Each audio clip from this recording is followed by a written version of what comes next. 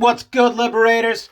Fingers here, and today we are talking about the panic of the Satanic, the beast who marks the Yoma, Master Therion. And why are we talking about Master Therion when no one really uses him? Well, just look at that design. That is just drawn to unsettle you, and I love it. So, here we go. The name of the beast that the mystic Aleister Crowley called himself. It refers to the beast that appears in the Book of Revelations. According to Revelations, Therion is the enemy of humanity, a beast with the power and authority of Satan. The beast is said to come from the sea, having 7 heads, 10 horns, a body like a leopard, and rugged legs like a bear. Another beast with lamb's horns is said to come from the earth and force man into worshipping the beast from the sea. Everyone must also bear the name, number, or mark of the beast to buy or sell anything. So basically, he is a lot like the federal government. This number, 666, in turn became known as the number of the beast. And an inspiration to heavy metal enthusiasts the world over. Let's check him out. Master Therion is an ailment guy, and I would say he minors in some magic attack painage. He's a real unique situation, and I love weird demons like Master Therion here, where he doesn't really fit a specific mold. He's just this weird conglomeration of all things.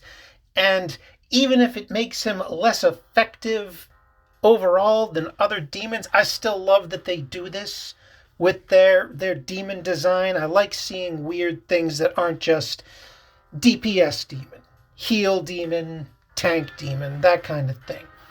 As you can see, he's got a decent magic stat. Starts out at 192. And I put my Mitamas into agility and luck. His agility is his biggest hurdle. It's very mediocre. You can pump it up to 174, max it out at 194 if you go full Sin Infusion with it. And that makes it very, very workable. And you really want him to go first. He is a turn 1 demon. And we will get into why when we get to his spirit panels. So agility is something you're really going to want to focus on. And I also slapped the last 20 into luck because he is a wacky kind of ailment guy. And I love him for it. Nulls fire, useless, drains ice, weak to light, okay. Resist darkness, absolutely useless. Skills, the transferable null, mute, can't shut this guy up. Fantastic. Moving on. For his first unique skill, Mark of the Beast. Activates the following chain effect at the end of own turn. 66 chance to mute all poisoned enemies. Inflicts 666 fixed damage on all charmed enemies. Damage from this skill ignores all death prevention skills, which is the real icing on the cake here. The ability to cut through those King of Hells, those Enduring Soul pluses. Fantastic. Very cool. Very weird. But this can win you fights.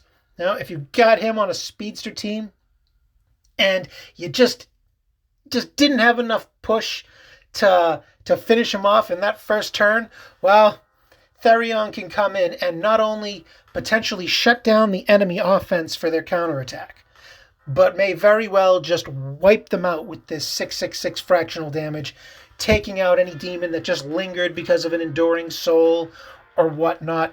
Very cool, very cool. And this goes well with his other unique skill, Blasphemy.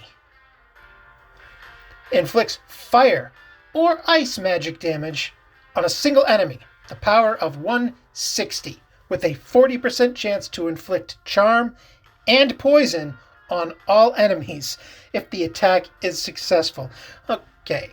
The attribute will be selected automatically based on the situation, meaning if an enemy is weak to fire or ice, it will pick whichever one the demon is weak to. This skill will have attribute piercing effect, so no matter what you do, you're going to be landing hits. So fantastic. Now, this allows you to tag an enemy with a decent hit, a power of 160. That's not bad at all. Not the biggest single target hit, but this has got some flexibility with the fire or ice magic damage. You can go weakness hunting. And the real cream here is the 40% chance to inflict charm and poison on all enemies if the attack is successful. And there are ways to ensure that charm poison goes off.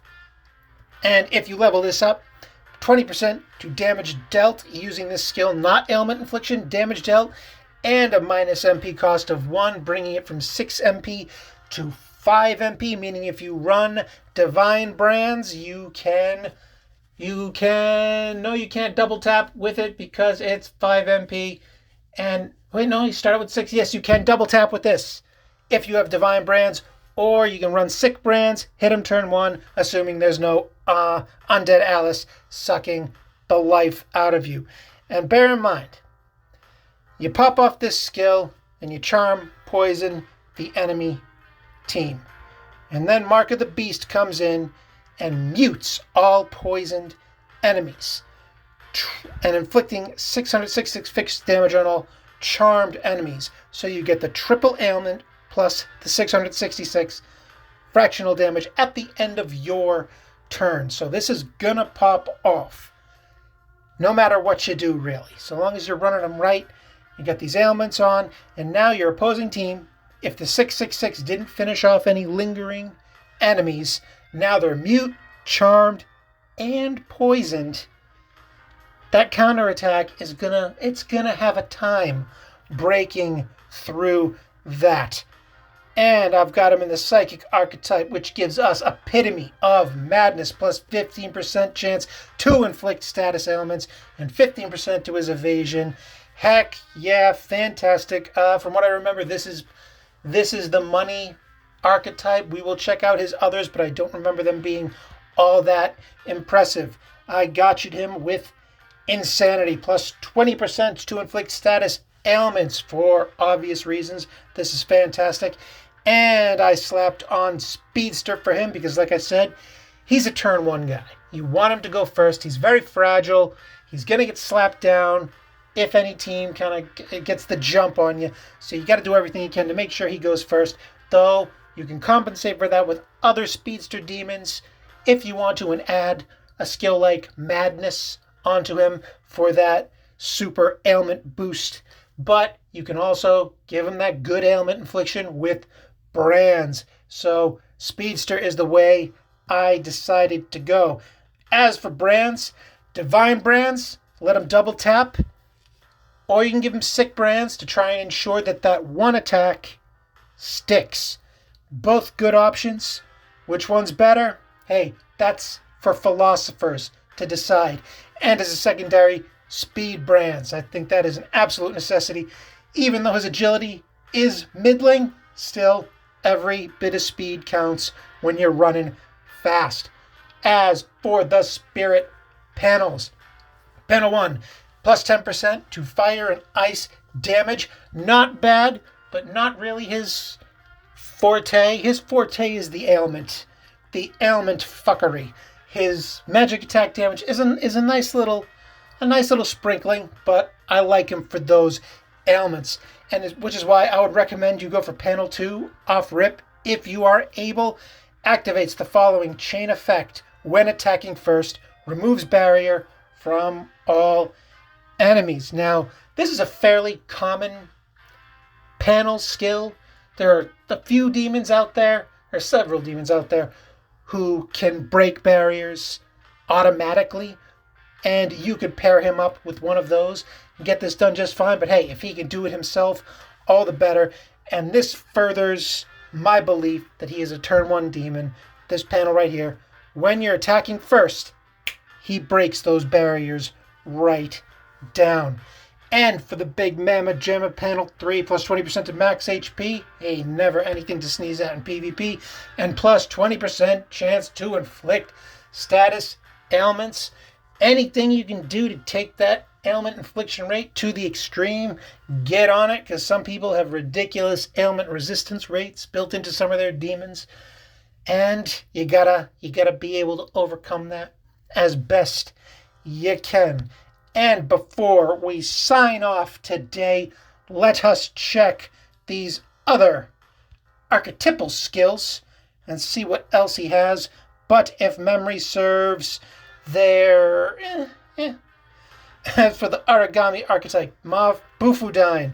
Magic ice damage on all enemies with a power of 120, which only his unique skill Blasphemy has a pierce effect built into it. He does not have an innate ice pierce, so using this in PvP, it's not going to take you very far, so I'm going to take a hard pass on that. For the Protector archetype, Mashia Babu, 30% chance to inflict bind on all enemies, which is interesting. He has Charm, Mute, and Poison. Giving him this will let him add bind into the mix. If you give him Divine Brands, you can hit with Blasphemy, and then follow it up with Mashia Babu because it too would be 5 MP. So you run Divine Brands, you can double tap Blasphemy, Mashia Babu, get 4 of those ailments on the enemy team, and they're pretty much not going to be able to respond in any form or fashion, assuming there's not a Daisujo or one of the, I forget the name of that Vishnu clone who wipes ailments clean. You know what I'm talking about, but it's interesting. I like it. I'm not feeling it. I would rather ensure that those other 3 ailments go off rather than pile on a 4th. But I can see this being insanely fun to do in PvP, just to completely cripple an enemy's response. I mean, you could make a completely paper-thin speedster team, like out of Kartikeya, Garuda, Resvelgar, Shrosha, and don't even give him any physical attack percentage, magic attack percentage, just straight speed. Just straight speed, and only use Master Therion to just cripple them and wear them down by having all 4 of these ailments up on them at all time, and having the 666 just tick, tick, tick. I may have to do a video of that at some point because it just does sound exceptionally annoying for your enemies, but fun for you. I can imagine. The Psychic archetype, epitome of madness, as we discussed, and big loser, Drain Fire. Screw you, Elementalist archetype. I hate you so much, especially if you're running a fast demon. These Drain, Repels, running them with Rama or Demiurge thing, don't work. Don't play that game. He's a fast guy, or he's supposed to be running a fast team, I should say. So this, useless. Not going to help you out nearly as much as Epitome of Madness or even Mashia Babu. And that, my friends, is all I've got to say about this disturbing ass looking demon who not only wears 1 crown, but, count 'em, 4 crowns upon his head, making him the king of capitalism. So don't you dare sell anything unless you get this man's written and express permission, or you don't want that face staring you down as a consequence. Don't get captured, liberators!